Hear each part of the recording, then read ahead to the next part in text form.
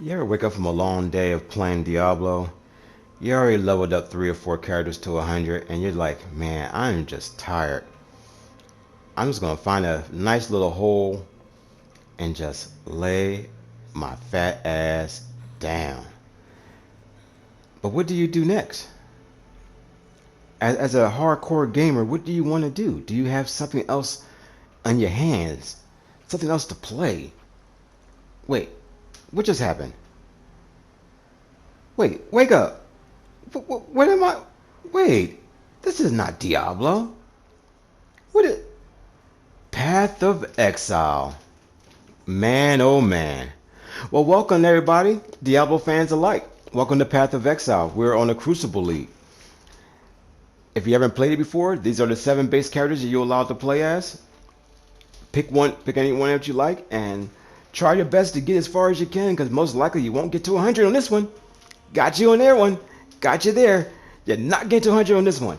You're not doing it. Guaranteed. But you want to know what Crucible? Just like Diablo 4, it has a league mechanic. The league mechanic for Crucible is everywhere you go in the world, you will find these totems in the world. You select what weapon or shield that you want to upgrade.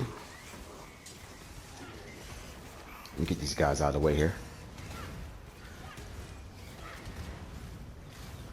Sorry about that. You get these guys out of the way. I might have to time lapse this one. This is going to take forever. Let's see. Do my shield. Then you can decide how you want to upgrade your weapons. You only get one shot, one direction, left, up, down. Depends on you.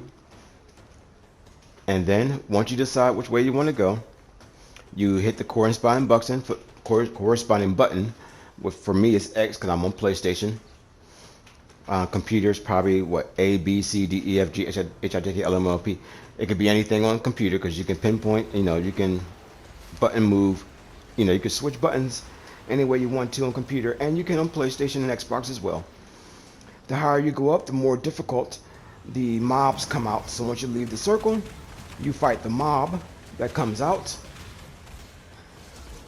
You remember, the more power you put into that little bar, the harder it gets a little bit. Once you beat everybody, you'll see your body glow into a nice little flash. That's how you know you completed it. Hold on, I'm almost got a few more left here. A few more left. Hang in there with me, guys.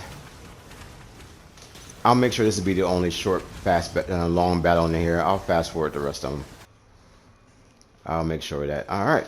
And this is what happens when you finish. I leveled up my shield. You take a look at the shield, and the bottom properties is what I have collected from doing the Crucible. Now, what's so good about the Crucible? As of right now, not a damn thing. Crucible is only good for people who are good at crafting, and crafting is where you get most of your power in this game. Not from there's no best in slots unless you go craft it. Then you can craft your best in slots. Wait, did I just see something? Hold on a second. Hold on a second. See, campfire. I knew Diablo wouldn't leave me.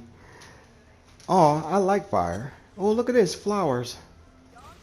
You can pick flowers. Oh shit! Don't pick no flowers. These flowers will try to kill you. Watch yourself. Yeah, this is called harvest. Yeah, you get a whole bunch of material out of here. Yeah, it's dangerous. Of course, you got all your major dungeons you can go through. But unlike Diablo 4, these dungeons, everybody's at the door waiting for you. Yeah. Then you have my favorite, Delve, which is a giant tunnel with a whole lot of treasure and everything that goes left, right, and down. And when I say down, as you can see how large it goes down and down and down and down and down and down and down. Yes, I'm still holding the down on my controller. Yep, I'm still holding down, guys. I'm still holding down. Okay, I'm holding down too long. Okay, let's push up and up and up and up and up and up And up. Yeah. You bored in Diablo 4? Yeah, come do Delve. There's enough here to do by itself. Just Delve alone will keep you guys going. The further down you go, the harder it gets. What Delve is just you in a minecart. This minecart has one light on it that can go out if it takes too much damage. You can increase the minecart's life by upgrading it as you get more sulfite, I think it's supposed to call sulfur or sulfite, into the game. You just add that onto your character, add on onto your cart, and you can go further down. It will last a little longer from taking hits. But the object of the game is just to stay in the light, and try not to die. The darkness will hurt you unless you have high chaos resistance, which is shadow resistance in Diablo 4. Resistance do work in this game. But once you get the resistance up, you can go into the dark areas and have just fun. But the best part about Delve is this. Jesus Christ! Look at this! Yeah. Eat your heart out, Diablo. But this is all you're really gonna get, though. All that junk, this is only the good stuff. That would only slow me down. Yeah. All the rest of stuff will slow you down. It's still there, as you can see. But this game has a loot filter. So when you still asleep? Oh, come on. There's so much more I gotta tell you. You gotta wake up, man. Come on. The game, excuse me, wasn't that boring, right? Alright, let's talk about skill trees. Skill trees is where you can make all your builds come to life. There's so many varieties that you can make in build wise. So many different combinations and skills that you can put together to make your own builds. But this game also comes to the, yeah, what the fuck is right? But when the only downfall to this game, when it comes to making your new builds, is you don't know where to start. So new players will have a trouble with that. So you might want to consult a build guide. This is the ascendancies. The ascendancies are just like the mastery on the skill tree in Diablo 4. Each character has 3 ascendancies. You pick one, and each ascendancy has its own set of systems that it comes with. And you can roll with that and make any kind of build that you want per of the 7 characters that's in the game. Just like in that Path of Exile, Diablo 4 has the exact same thing. It has your glyphs and your master, your blue and yellow slots are the exact same thing that's in this game. As you can see, the blue radius is just like the glyphs. Same here. Nothing different. But it's pretty much simple. You just add in your points, follow the baseline all the way around until you want to make the build that you want to make. It's always good to have a plan ahead of time because it does cost material to reorganize everything back to normal. So be mindful of that. Oh, did I forget to tell you that you have your own hideout? You get multiple hideouts that you can have in this game for free. Just make your own hideout, like this one here. This is one of my many hideouts that you can go to. All the people that you meet in the game, just all around. You can place them anywhere in your little hideout. You can redesign your hideout. You can buy pieces from the shop to redesign your hideout, and there are some really amazing looking hideouts that you can make in this game. It's unbelievable. Here's some items right here that you can customize into your hideout. You can add in, drop in, just click, drop, move around, and you can have fun with it to redesign your hideout any way you want to. Those are free. Oh, what just... Oh, man, I forgot all about this section. Oh, boy, endgame.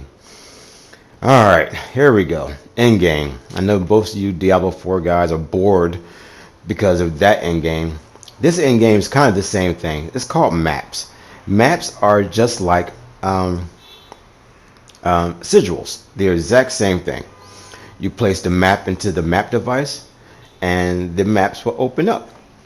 Each map has different areas. Each map has a different monster. Well, each area location has a monster attached to it. You beat the monster, you unlock the next map. When you beat a monster, when you beat the maps, new maps drop within that location. Hopefully you move on to the next location when you find the new maps. It's kind of weird, it's kind of interesting, but it works, trust me. This is the map screen. Once you get to the maps, it's all fog of war.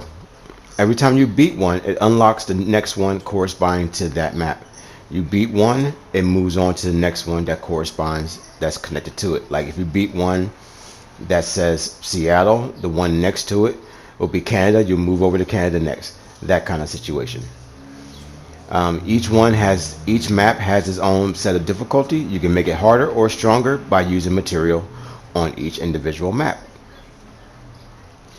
But then you have your second skill tree. Yes, there are more of them. The second skill tree is your in-game skill tree. This skill tree allows you to make the in-game even harder or more rewarding. This allows you to add in more skill points that you'll earn during the end game to improve your character's not gear but abilities throughout the end game, including making the in-game bosses harder or in-game activities like the league mechanics harder as you go along to get more rewards. There's again tons of varieties, tons of different paths that you can take to make your build the way that you want it. Hey, check it out, go for it. Oh, I also forgot to tell you that there's like many bosses. These are minor and major gods that you have to kill in the game to give you bonus powers. You'll end up killing each one of these automatically while you're playing the story, but the other ones you could do for more extra power. Now here's a map run for you. I'm gonna make this a fast forward map run so you can see what happens. Maps are pretty easy. You just open the map, you run in, kill all the creatures as you can, or sometimes you don't have to kill the creatures. Just run in. The main objective is to just finish the boss, pretty much. Some maps have objectives, but 90% of them just kill the boss and get out.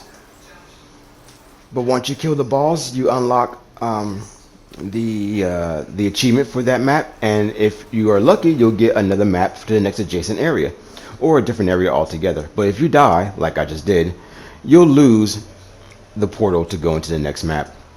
So what did we learn from here? We learned that well, there's a lot to do in this game overall. So it should be a way to keep you guys going from here on, at least until season 1 of Diablo 4 starts. But wait, there's more? Oh man, hold on a second. These damn, I hate these things. They're everywhere. Oh, this too. Oh man, everywhere I go, I'm always getting attacked. Yeah, the population in this game is big. There's always things flying at you trying to kill you. Finally, I'm safe. Oh god, this guy. This is the guy at the end game who will supply you with all your high level maps. Once you reach him, if you need a map that you don't have, you can get it from him, or you can buy it from other players. And yes, I do mean other players. There's a trade market for this game that's unbelievable. Unfucking believable. This trade market is just like real life trade and Wall Street. The highest 1%ers own it. Stay away. Now you have another mechanic that we have here that you can also do called heist. Heist is kind of like you select one of your rogue bandits to help you out on your quest. You go in there and you try your best to steal as much of the gear and equipment that you can out of the boxes without getting caught. People normally stay in here to get a whole lot of experience points because there's an infinite amount of waves of enemies that keep coming after you over and over again once the alarm hits 0, and if you don't leave the room. But if you die, you will lose everything that you pick up off the floor. So it's a one and done. Get in, grab it, get out. So try your best. It's great for experience and money. definitely the money part. Now we're on to stash space. Now as for stash space, you will only start off with, I believe, 5 tabs. You think 5 tabs is a lot, but it's not. You will need more. This game is very pay for, not pay to win, but pay for convenience. Just to let you know up front, you can get away with just the first 5 tabs they give you if you know how to stash manage. But unfortunately, you're coming from Diablo 4, and 90% of you don't know how to manage your stash at all. So you will need to go buy stash. People use the trade right here to buy their stuff all the time or sell their stuff. Inside the microtransaction, you'll be able to buy all kinds of cosmetics. As you can see, the list is huge, a different variety of cosmetics you can buy. But mainly, you'll be here for stash tabs. The stash tabs there's a list, as you can see, is huge due to the fact that they decide to separate everything you need. Like in Diablo 4, we would love to have a stash tab just for gems. Here, they have a stash tab for each individual item as well. We would like to have that in Diablo 4, but hey, they beat us to it. But this game's been out for a lot longer, so they're already leveled out to what they need to do. Primary stash that I'm showing you right here is the best one to buy. If you are going to play this game for a long period of time, buy that one. Yes, it's 200 coins, but it's worth it. If you're going to play for a long time, that's the one I have. But if you're playing even longer, if you're a tryhard and you're a hardcore player, you want to get the individual tabs too. A stash for flasks, a stash for your essences, a stash for your blights, a stash for your fragments, a stash for each individual thing, so they won't clog up all your spots where your gear should be. So that's how they make their money. Because remember, this is a free game. So they're making their money off of all of these items here. Diablo's pay up front, and they're going to try to make you pay for all this stuff too. So just be a warning to all of you, the pay to play or pay for convenience is coming to Diablo 4. A lot of you aren't listening to me from the other videos, but hopefully you guys will get me on this one.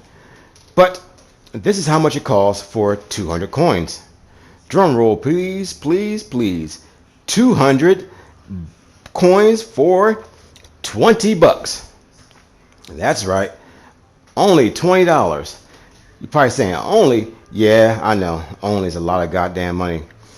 But with 20 bucks, you can buy at least 2 things off on your stash tab. You can buy the one I was telling you about. That will get you 6. And then at least, and that 6, you'll be able to buy 1 to let you sell, because you need to buy a tab that's for selling. None of your stash tabs that comes for free, you can't sell on. You have to buy a tab that lets you sell to other players and trade. So they make money off of you. To even if you want to trade with other players, you have to pay them to even trade. So they caught you in the middle. Exactly. Well, that is all I can say about. There's so much more to Path of Exile. There's so much more mechanics in Path of Exile. I just showed you my favorite. The other ones you have to go through the world and find. There's infestations, there's blights, there's the temples, which I love the temple runs. There's the syndicate challenges, the syndicate people, not challenges, syndicate people you could talk to. There's so much more you can do, guys. If you have a chance, check it out. It's a free game. I have a whole bunch of links and tips on how to do everything in the description box or the comment section below. Have fun, be safe, take care. Peace.